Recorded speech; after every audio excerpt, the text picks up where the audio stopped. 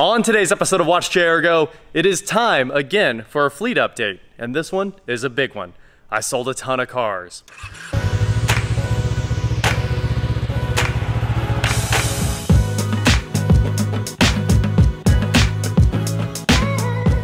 What is going on, guys? I am Watch JR Go, and today, like I said, I am here in the warehouse to give you guys a new tour, and this tour is a lot different than the last tons of fleet updates we've done. You know, I figure I do one every 6 months or something like that. This is probably one of the biggest changes there has ever been. So, I sold a ton of cars. If you remember, I think the last fleet update I did, I said I'm selling all of my cars. And that was true. And we were working on that. We were getting through all the cars slowly, and then it all kind of started coming together quickly, and a lot of cars are gone. So today, let's walk around first and show you what I still have, and then we'll talk about a little bit about what has been sold here. So we have the airport tug. That thing is just about ready to go. As soon as I high pressure wash that tank out outside, which is a two-man job to move the thing, I'll finish putting it all back together, and that thing's out of here. I don't want the airport tug in here because it's just not that useful. It's really more in the way than anything else. So I have it for now. It'll be gone shortly. It's an old Pettibone Mercury from like the 70s or something like that with a new everything. You guys remember, we pretty much rebuilt everything in one day, and I'd say now she's ready to go. Probably pull airplanes again. Like, it will be reliable as soon as I finish up the tank one more time. While we were out driving it, it was still getting dirt out of the tank, so I want to go rinse it a couple more times with the pressure washer. I think after that, we'll have it done perfectly. I still have my old TRX. So this is my, I think, 04 Honda TRX 400EX. They say it's the best year. Let's, 07. Okay, yeah, well, whatever. It's a good one, and I've been out playing with it lately because I love the thing. And you know what? It's for the first time in forever I've been able to come out of my house. Not because of COVID, but because of the nasty winter we had here. There was nothing to do outside. The S10 Extreme, the free S10 Extreme. We are trying to have this completely built. I don't know how the body's gonna look, but we're gonna try to have this completely built for LS Fest, Texas. So expect videos on that every single day for the next 30 days as we completely build an S10. Starting tomorrow is the hope. We're gonna have the cab off and start cleaning everything up. And obviously there's a bunch of boxes in here, and that's the entire build, and there's an engine right there ready to go in it. We are making a final decision on whether that's going to have an LS6 with a 4L80 or that 5.3 with a 4L60. Obviously it needs an 80 because we're in the drag race event at LS Fest Texas, and it needs to scream. The problem is the 5.3 is ready to drop in, and we can have that done faster. Over here, my 03, 02 VRod, 02, data manufacturer 0502. Anyway, we are waiting on the clutch still. Harley Davidson has not called back with the clutch, and once the clutch is here, we're gonna wrap up the rest of this, and the VRod will be back on the road. How long does it take to get these parts? And obviously I haven't ordered an axle yet, so I know where an axle is, and I'll probably go with that one if we can't get a brand new one in time. The 04 Aztec is over there behind it, looking beautiful with its Avalon King ceramic coating. As always, that thing looks absolutely killer. It's been for sale for a while now. It's gonna come with its tent and everything else. I am ready for that to leave. It was only still here for like an extra year so I could take it camping. It was all about the weather. This is the $3,500 C5 that now has an LS6, heads cam, all the cool things that you want. Sounds awesome with its Flowtech exhaust. And we just moved it over here to hang out with the other of the fast cars, my Ariel Atom, and the axle is being built for it right now. There's a whole video waiting in the wings of pulling the axle, taking all the measurements, getting this thing ready, you know, the axle built and all that good stuff. We are just waiting on the axle to come in, slap it in the car, and this thing's back on the road. It's for sale, of course, $55,000. I will not move $1. I have $55,000 in it, so I'm basically not going to make a single dime on this car. It's amazing, but I'm ready for it to leave because I don't drive it. It's just not the daily that I wanted. You know, you're supposed to daily drive this, like nonstop, like it's a go-kart. It turns out it's more of a race car than a daily. It's a lot. You basically can't take off from stoplights because the clutch is so loud and it's so hard to nail like a smooth acceleration. It always looks like you're trying to launch it, and you're probably going to get pulled over for racing the car when you were just taking off normally. It's really hard to manage that car, I promise. My favorite thing to do with it is just to put random people in and be like, here you go, drive it. It's so much fun to watch them not be able to use the clutch. Tyler Potter is, I think, the only person that didn't kill it. Pretty good record there. So my 03 Silverado here. This thing, we're gonna do a few experiments with this very quickly. Step side, I love the way it looks. Obviously, it's got like 300,000 miles on it. It's had a very long life. But I've got a lot of videos coming up with this. I just have to find time to make those in between working on the old S10. Here we have the ProCharger prototype 04 Corvette Z06. It's still absolutely beautiful, and now it needs more bearings on the supercharger bracket, and it's going up for sale on Mods and Miles. So that's very high on my to-do list as well, but I just haven't torn it down yet. I think the bearings are going to be local, so I am excited about that, and I need to get it knocked out. It's just so cool. I'd say I appreciate this car more than just about any, because it's like walking into the showroom in 2004 and be like, wow, like that is for sale here? It's just absolutely crazy. And then of course, with all these other matching ones like the 2000 and the 03 and the 04, you know, I kind of have the whole GM showroom going on here. And then we've got the 07 Redline here, not mine. Gabe's engine is maybe on the way right now. I think he said he was ordering it, so he's putting together like the whole package to do that. We have my 2000 Audi S4 from the German dealership back in 2000. Obviously an amazing car, and we're gonna get those wheel bearings knocked out soon and move on to the next parts of getting that thing built. I love driving it. All these cars are Josh's, the Fractured Rooster Garage, the Rock Bouncer, his Mustang, his 33 Ford, all of that stuff's getting wrapped up soon. And we also need to put a transmission in his Dodge truck that we did that tuner on. 48 RE problems. It ate the transmission shortly after.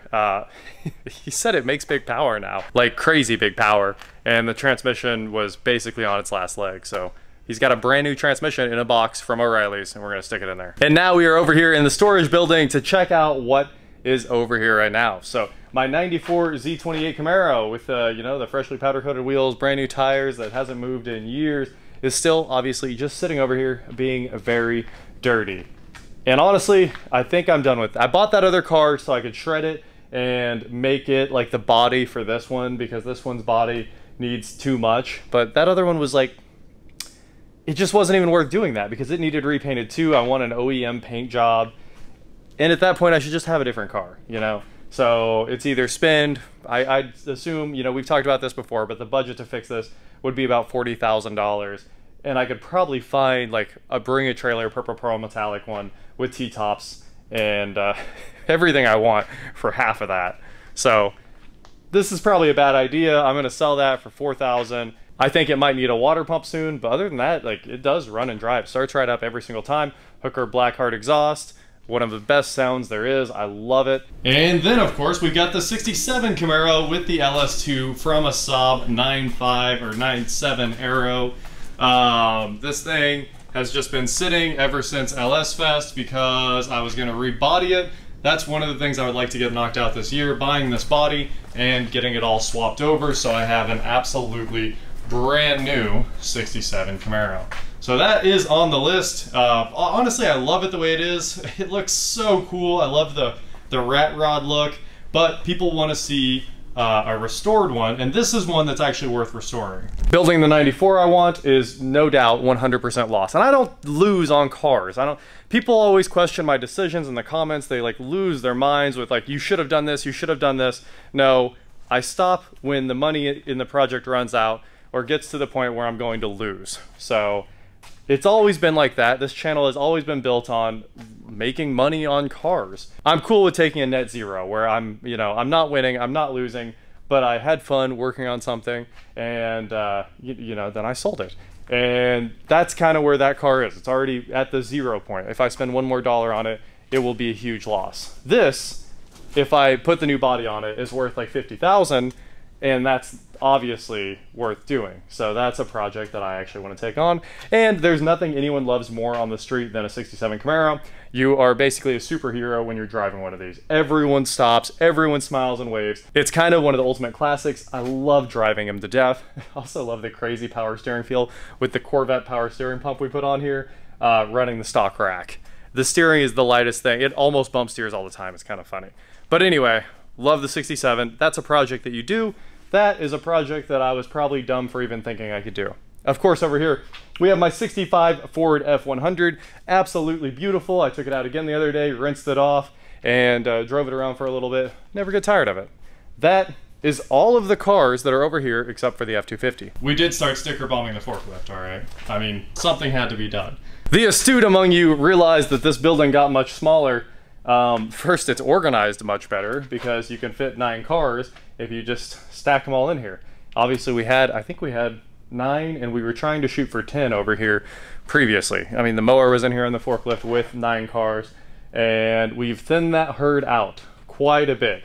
A lot of stuff's moving back over there because, like the astute among you might have noticed, that wall makes this building much smaller because someone else is using this building. And I don't need to say anything else except that they're probably billionaires. Like, I mean, every one of those is... They do use this entire building except for the little room they built for me at the back. So that's what's going on with the rest of this building. I don't do anything with it. You'll notice a lot of things that are missing. The Goldwing's actually over there, obviously. And the Electroglide, which is really Eric's now. And I have been seriously cleaning up this building. Things like the Sega video game system, the motorcycle one, it just seemed like too much of a project. So I sold it. I don't know, it's hard to come up with all the things that we've sold lately. But oh well, you know, the 93 Camaro, Rat Vet, Capri, I don't know. Somehow we've halved my car collection. We went from 23 down to about 11. There's either 11 or 12 now. I'm not quite sure, but we are getting to something manageable. Finally, I'm so happy about something manageable. Over here, of course, we have my 2018 Ford F250 Platinum. I'm still dailying this. Diesel has finally almost hit $6 here, and I have a new car on the way very shortly. I should have the deal done on Friday, so I can stop driving this. I'm super excited. Obviously, this is staying for now. It's just going to go in the shop, but I do not want to daily that anymore. But All Reliable definitely has to stick around. Everyone's gonna be like, "Oh, reliable, what are you talking about? It's always broke." It's not broken that often, come on. I'll tell you what, it's only stranded me that one time when it had the fuel problem. All the others, it got me home. Eric sold his 95 Chevy, the 600,000 mile one that had been in the family forever, the one I owned, he owned, his uncle owned, everybody basically owned. Our friend Jordan owned it. It was basically just passed around while we all worked on it, and eventually we decided that it was too much. Like, at 600,000 miles, everything on the truck needed to be replaced. So he threw in the towel. Obviously, you guys know Durango's gone, Dart's gone, the Fiat's gone, Gabe has that. That's, so far we've come up with 6 or 7 of the cars I sold, I think. I sold a few of them, and then this should be gone soon. I bought this as a project for the channel. We were going to put a diesel on it that I have. I bought a diesel a long time ago to build something on the channel with. I was like, let's build a diesel motorcycle. Just gonna get rid of that for 400 bucks. It comes with that 250 there and a little fake Harley Davidson Sportster frame, a mini Sportster. So that needs to go. And that is basically me cleaning up every project that wasn't doing well. And since we mentioned everything else in the shop, I should also mention my, I think, 03 CRG Huron shifter or direct drive car here, the one we just put the Predator on. I mean, the Ghost, not the Predator, the upgrade. And it's been absolutely amazing. Starts better than any engine I've ever seen in my life. One pull choke off most of the time. It's been sitting for like 3 days. You have to hit the choke. But if it's been started anywhere like in the last 1-2 days, it starts back up without the choke, which just blows my mind. What a great setup. So there you go. That is my fleet update. Rolls-Royce is at the house. Everyone's gonna ask where it's at. Actually, let's just head over there now. I am crazy excited about the new car that's coming because I cannot wait to be able to park something in my garage again. It's one of the greatest feelings in the world, being able to actually use your garage. And I've just had an empty space forever because the F250 is so big it won't even clear the header. And I mean, it's a tall header, and I installed a high-lift garage door and everything like that. I mean, it's just pointless. It's also way too long. Even with the hitch off, I don't think it can even fit in here lengthwise. So it just doesn't fit.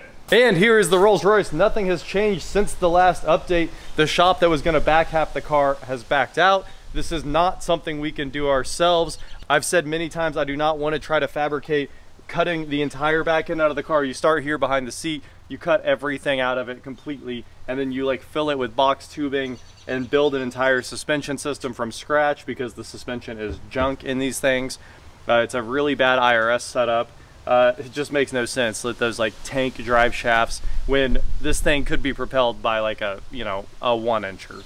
No problem. So that is the update on the Rolls. There is no update, and when there is, I will tell you guys. I don't know why there's comments in every video asking for updates. I promise you, it's not gonna change. I also don't want to hear any more comments about how it wasn't done.